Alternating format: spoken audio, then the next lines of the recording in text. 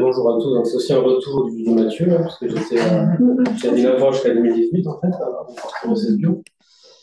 Donc, j'avais commencé à travailler sur les prairies avec Annie, David, et puis doctorante, la Maëlys, à l'époque. Et puis, on a continué avec la liste des personnes qui sont identifiées ici. Donc, Vincent est présent. On va continuer, j'en parlerai un petit peu à la fin, parce que je suis aussi ici pour voir s'il y a des choses à faire entre le CESBio et nous, enfin entre le CESBio et nous, pardon, sur ces questions de prairie. Donc il y a Sarah qui est ici, qui était dans le Master Sigma, peut-être que vous l'avez croisé l'année dernière, avec David, qui démarre une thèse sur aller un peu plus loin que les travaux que je vais vous présenter ici. Donc là, c'est des travaux plutôt diagnostiques, c'est-à-dire qu'on va essayer d'établir des variables sur les prairies, et pas forcément, c'est pas moi, c'est pas mon équipe en tout cas qui travaille sur la compréhension du fonctionnement des prairies. Donc, on est plutôt sur la partie analyse de données. Bon, voilà. Je ne vais pas vous faire une présentation sur l'importance des prairies, vous le savez mieux que moi. Je vous parlais du contexte. Donc, on avait été contacté en 2022 suite aux travaux qu'on avait fait avec Annie sur estimer l'indice de biodiversité des prairies par télédétection. On a été contacté par l'OFB, au CESBio, pour essayer de voir s'il était possible de les aider dans leur observatoire de la vie faune sauvage dans les prairies.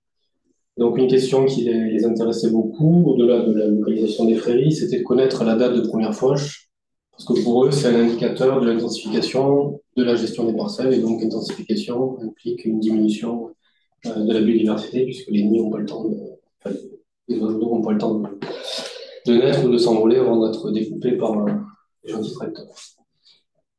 Bien entendu, dans un contexte de restriction budgétaire et de manière plus générale, faire de la visite de terrain sur l'ensemble des prairies à l'échelle nationale, c'est coûteux en temps et c'est aussi coûteux en moyens humains.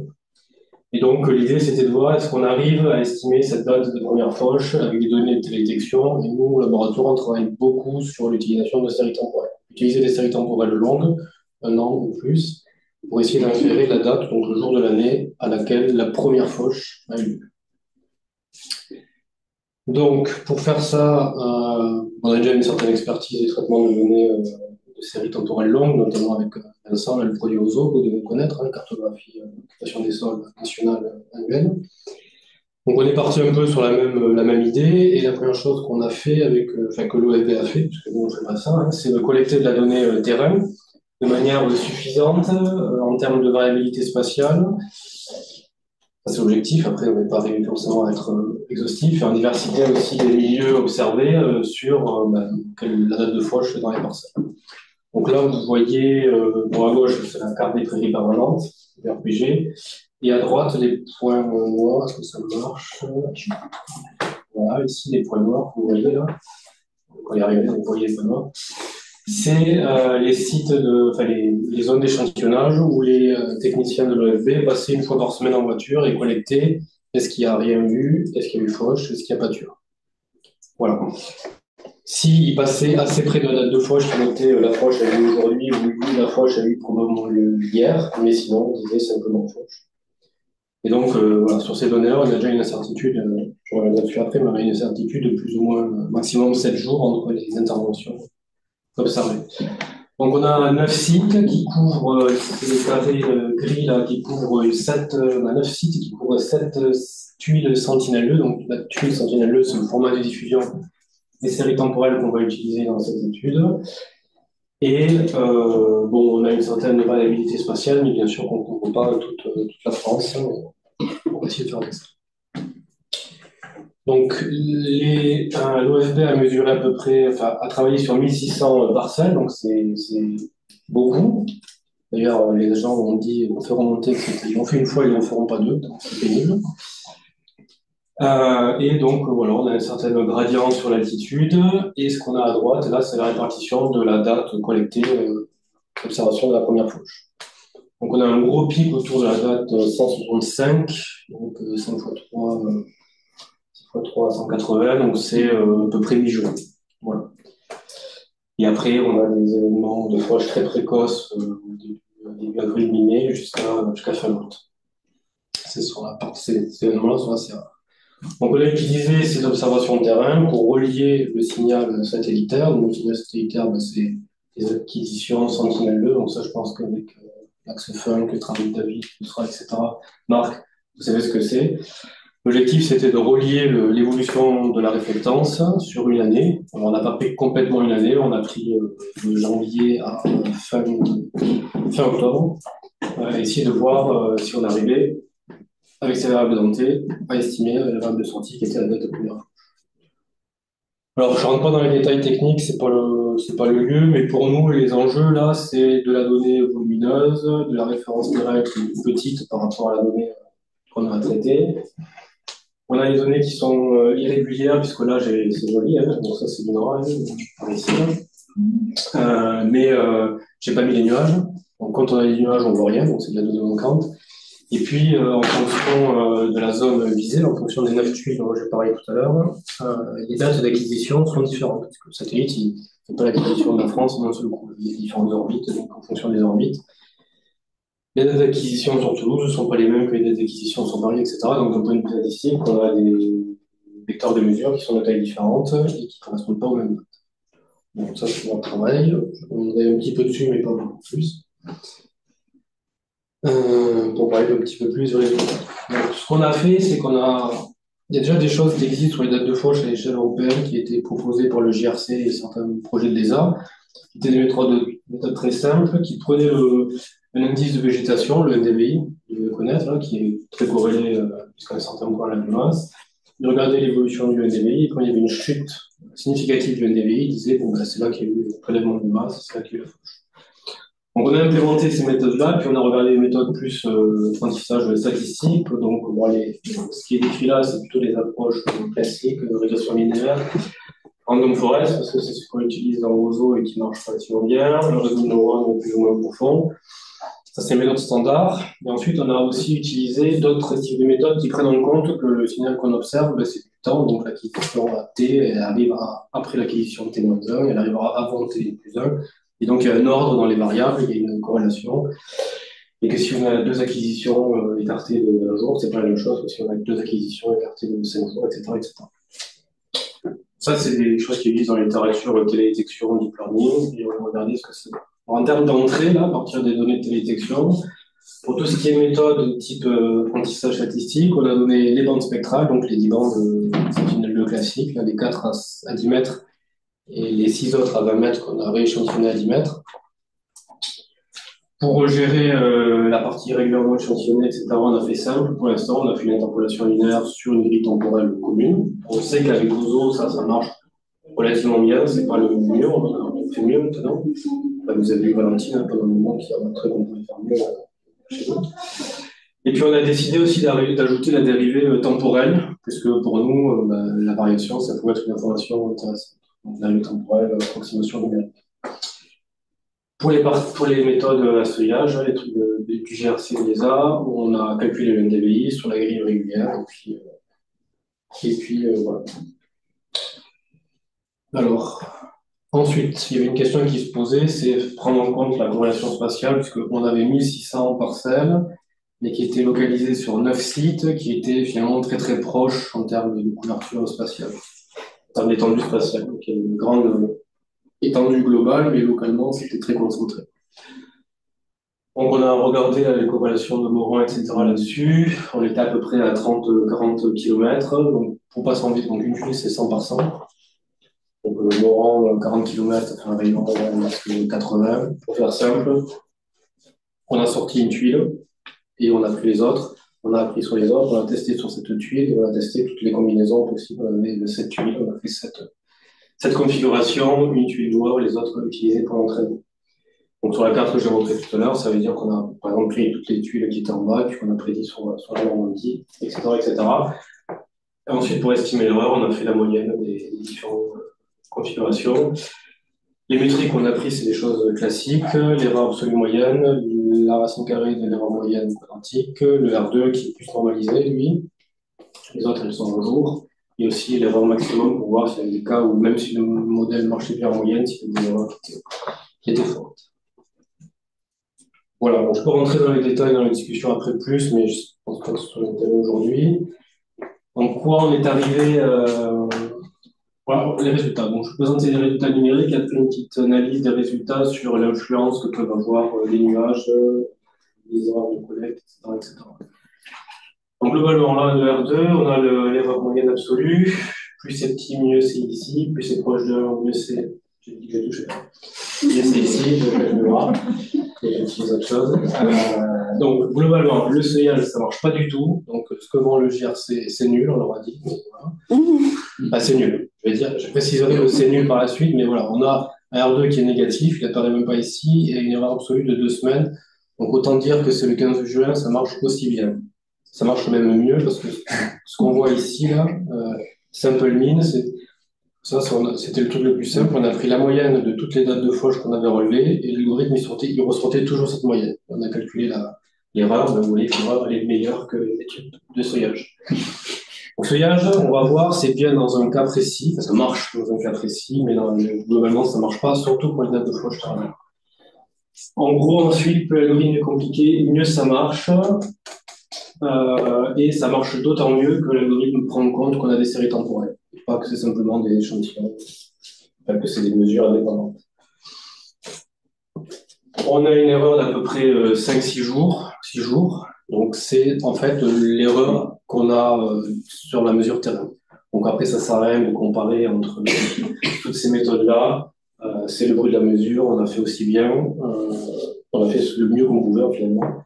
Donc on est assez content parce que finalement, on a une erreur qui est équivalente à ce qu'on ferait sur le terrain, sauf que nous, on le après, on peut le faire sur la France.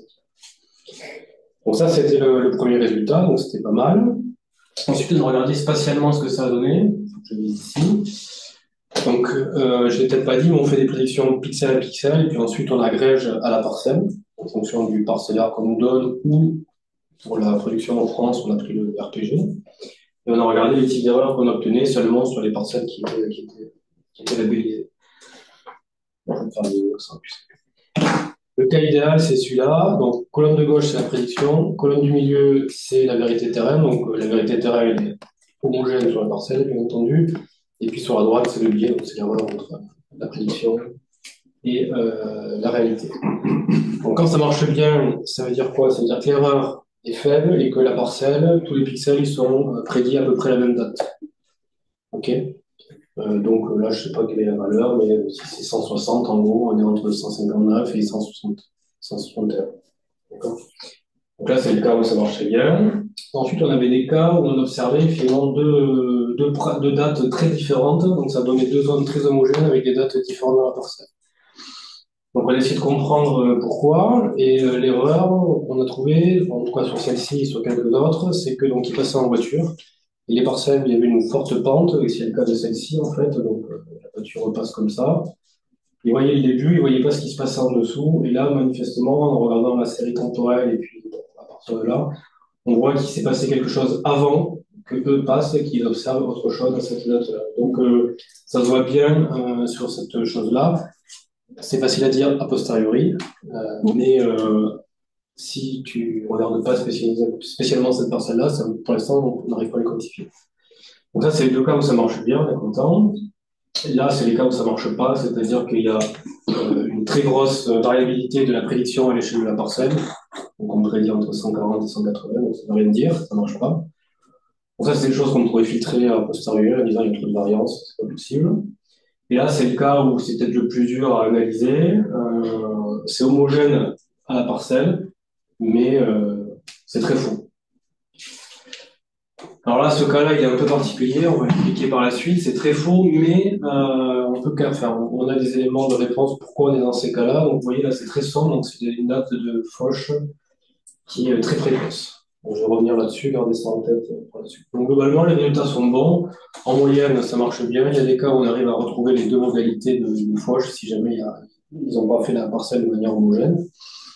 Je ne l'ai pas dit, mais c'était du parcellaire qui était dessiné à la main, puisque c'était des parcelles qui étaient sous contrat avec l'OFB. Pas forcément sous contrat date tardive, mais c'est des parcelles qui étaient déjà suivies. C'est pas le parcellaire RPG. Voilà. Bon, ça, c'est les prédictions, les scatterplots, donc c'est prédiction versus référence et je touche pas. Comme ça. Qu'est-ce que ça nous montre? Ben, globalement la même chose. Il y a des sites qui marchent plus, la prédiction est meilleure que les autres. Pour l'instant, on n'a pas trop d'explications, à part sur la donnée disponible, j'y viendrai après. Et sinon, l'autre chose qu'on peut dire, c'est qu'on a tendance, quand ça marche pas très bien, à surestimer les dates précoces, c'est-à-dire dire qu'elles ont eu lieu après la valeur réelle, et à sous-estimer les dates tardives, c'est-à-dire dire qu'elles sont avant la date réelle. Ça, c'est quand même un problème pour l'OFB, parce que eux, ce qu'ils veulent, c'est identifier les parcelles à fort potentiel pour aller faire des mesures. Parce que sinon, ils n'ont pas de moyen d'aller identifier où aller faire les mesures. Et si on n'est pas, voilà, si on leur dit, bah, c'est pas une date tardive alors que c'en est une, ils vont louper quelques-unes. Mais c'est déjà mieux que ce qu'ils faisaient, c'est-à-dire prendre des parcelles au hasard, attendre que ce soit fauché et garder celles qui étaient fauchées tardivement. Alors, c'était des modèles différents ou c'était les sites par. C'était les sites, ouais. Sites, C'était 7 tuiles par. Voilà, les 7 tuiles par. On pourrait aller un peu plus loin sur la géographie, mais bon, je pense que là, c'est plus intéressant pour nous. Donc, on a essayé d'expliquer les erreurs, et le truc souvent qu'on dit en optique, c'est que ouais, vous avez des nuages, vous avez des trous, et donc quand il y a des trous, on ne sait pas ce qui se passe, etc., etc. Même si on fait de l'interpolation, on fait juste que tirer une droite entre les images bloquantes, et donc finalement, ça ne rajoute pas vraiment d'informations, c'est juste pour nos algorithmes, le vecteur est constant. Donc, ce qu'on a regardé, c'est l'erreur. On va regarder plein de choses. Je vais essayer d'expliquer rapidement, simplement le graphique, mais arrêtez-moi si c'est pas clair. On va commencer par en bas. Déjà, on a pris toutes nos références. On a regardé 20 jours avant, 20 jours après la référence, donc buffer temporel de 40 jours. Et dans ces 40 jours, on a compté le nombre de dates non nuageuses disponibles pour la prédiction. D'accord? Donc, ça va de 0. Il y a des zones où il y a 0 date claire pendant 40 jours. Il y a et il y a des zones où on a 12 dates claires. D'accord? Ceux qui suivent, ceux qui font du Sentinel-2, ils se demandent mais comment on peut avoir 40 jours, 12 dates en 40 jours, hein? Parce que 12 fois 5, ça fait 60. J'ai vu que tu te le demandes. Sentinel-2 passe tous les 5 jours. Donc en 40 jours, on devrait avoir au maximum 8 dates. D'accord? Mais il y a des recoupements d'orbite, ce qui fait que des fois on a plus, c'est plutôt 3 jours.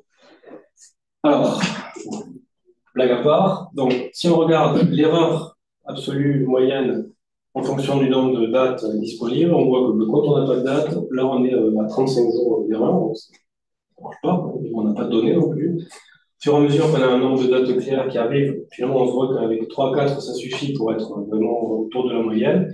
Et bizarrement, plus on a de dates claires, plus ça remonte. Voilà, quand on a vu ça, il y a un truc qui ne va pas. Refais-moi le graphique, s'il te plaît. Bon, on l'a refait plusieurs fois, ça a été toujours la même chose. Donc, on a essayé de voir, de rajouter une information, essayer de comprendre. Ce qu'on a regardé maintenant, c'est la proportion de parcelles pour laquelle on avait 0 date claire, une date claire, etc., etc. En fait, dans la base de données, ce qu'on voit, c'est que le maximum de parcelles, de données d'entraînement, de référence, elles se situent ici.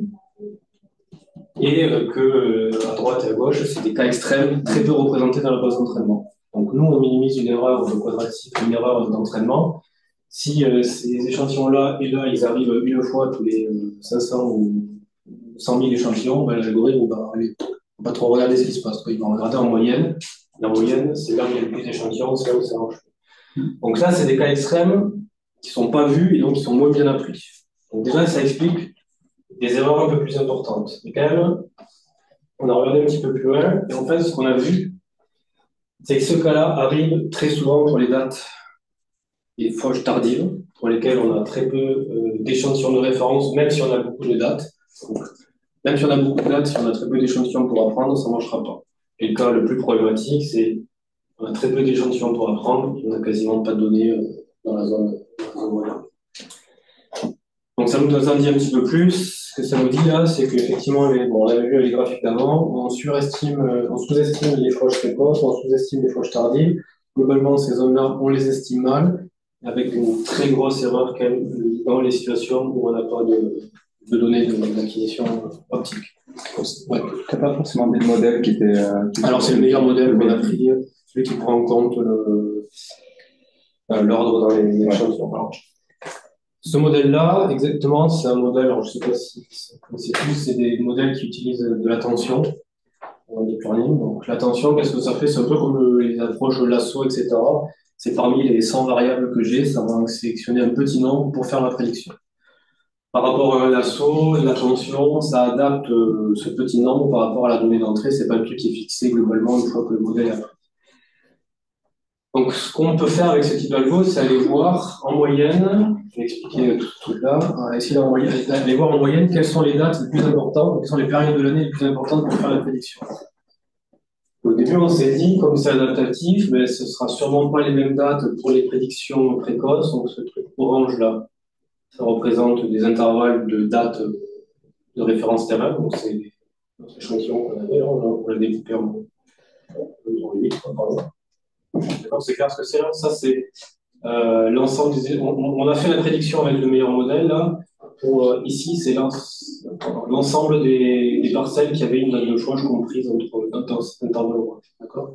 Et l'algorithme, qu'est-ce qu'il nous dit? Il nous dit qu'il va aller chercher principalement des dates entre. C'est sensible. Sur les mois de juillet. D'accord? Sur les mois de juillet.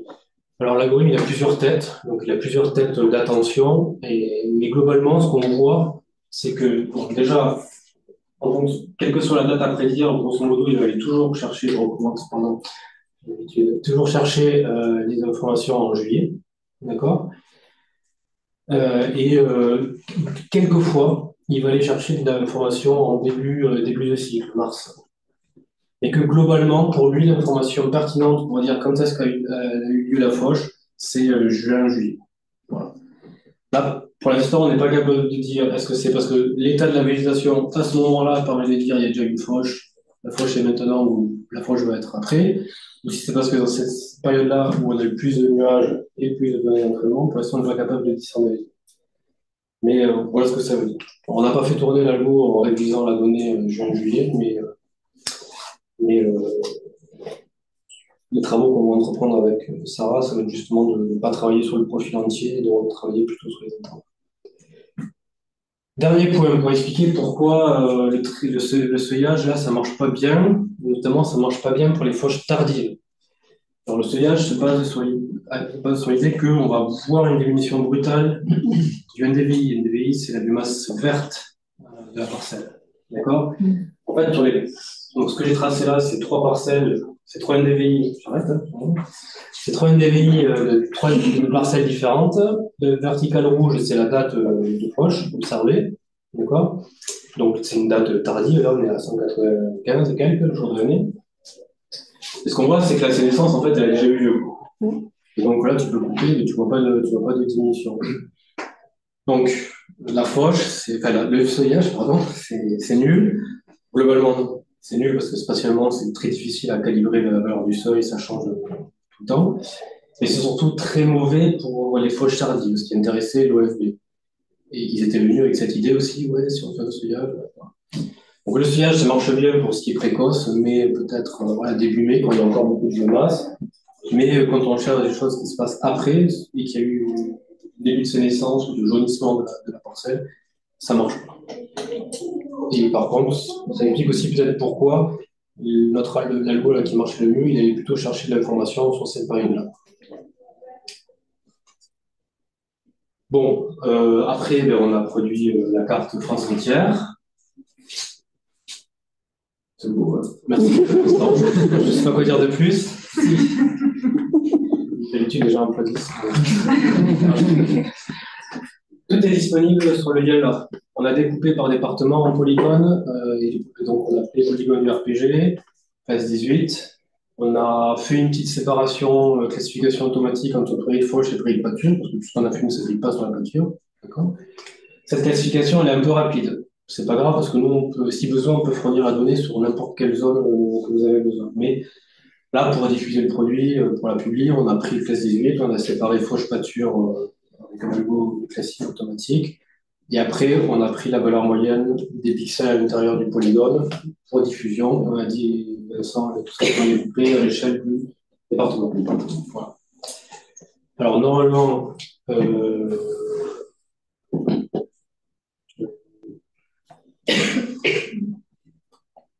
Je vais montrer Alfred Favas quand même. Non, vous travaillez plus sur Alfred Favas. Il y a Hélène ici. Oui, il y a pas 14 ans, là, pour partir. Si tu auras vu Alfred Favas, je pense que tu peux partir. Et je dis pas le reste. Bon, voilà. Voilà le type de produit qu'on a à disposition. On a demandé, on l'a validé aussi avec des données qu'on n'avait pas utilisées, qui viennent de l'accueil et Marcena, l'UREP, enfin de l'ARIPOL, pardon, c'est pas l'UREP. Et on a retombé exactement, on a pratiquement au dixième près l'erreur qu'on avait estimée nous sur. Donc c'était pas la même tuile. Il y avait des données pas très loin quand même, à 200 km, mais c'était pas la même tuile, c'était pas. Voilà. Et on est retombé à peu près sur la même erreur. Donc voilà l'exemple, je ne sais pas si vous reconnaissez des parcelles, je ne sais pas si je vais zoomer sur toutes les parcelles, mais c'est à disposition, c'est plutôt l'idée de vous montrer. Ce qu'on donne aussi avec, parce que bon, la valeur moyenne, c'est pas forcément le meilleur truc. On donne un résumé statistique de tout ce qu'il y avait à l'intérieur de tous les pixels, la valeur min, max, moyenne, le nombre de pixels, la déviation standard, la valeur médiane et la valeur moyenne, etc. Voilà. Après, on a fait de la validation avec d'autres partenaires de l'OFB. Là, Vincent a passé pas mal de temps avec des gens, notamment les PNR. On sait que ça marche pas bien, notamment pour les prairies humides. Dans cette zone-là, ça marche pas très bien, mais c'est des choses qu'on n'a jamais vues, c'est des choses avec de l'eau, pas de l'eau. C'est atypique par rapport au reste qu'on a. Milieu de montagne. Milieu de montagne, mais on n'a pas vraiment validé. On n'a pas. Les problèmes qu'on a eu aussi lors de la validation, c'est que la plupart beaucoup de gens qui nous discutent avec nous, leurs parcelles ne sont pas dans l'RPG. Donc une fois qu'on a fait ça, qu'on a filtré par l'RPG, on les permet. Quand on leur dit, nous on prédit partout, en fait c'est plus simple pour nous, ensuite on masque. Donc si y a besoin de la donnée. La semaine dernière, on a eu une réunion avec des gens de Nancy, qui a mis dans le comité de suivi là, de thèse. Ils ont regardé sur leur zone et pareil, c'est cohérent avec ce qu'ils ont relevé sur le terrain. Donc, on est content. Alors, je peux prendre les questions, c'est 14 heures, mais sinon j'ai 5 minutes de qu'est-ce qu'on va faire ensuite et notamment qu'est-ce qu'on pourrait faire. Qu'est-ce qui peut être intéressant d'échanger pour la suite. Donc il y a un premier projet qui s'appelle Répulsion qui est avec le CEFS, donc il y a Hélène justement dessus, là, on voit. C'est Hélène qui est avec nous sur ce projet-là. Vous avez peut-être déjà vu passer Hugo Herpin, voilà, qui est l'autre doctorant avec Sarah. Nous, ce qu'on essaye de faire dans ce projet-là, c'est d'aller plus loin que la date de première fauche, parce que bien sûr, chaque fois on nous dit et après, il se passe quoi, hein?